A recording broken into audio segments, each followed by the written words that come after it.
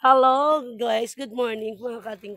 Andito na po kami sa venue ng The Gatherings Villa sa May Silo, Malabon. Dito po kami magsiswimming.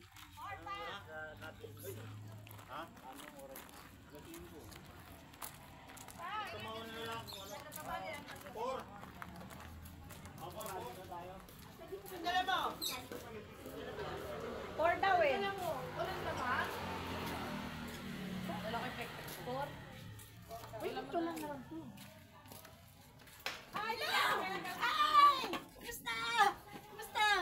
Ano gagawin niyo po dito? Ano lang pa magsa-sightseeing? Ay, dito nga kami. Ay, ipapaliwanag ko kung ano itsura nito dati. Hindi to ganire. Walang bubong yan, walang bubong. Maganda na oh. Pwede natin gamitin yan. Oh, walang bubong.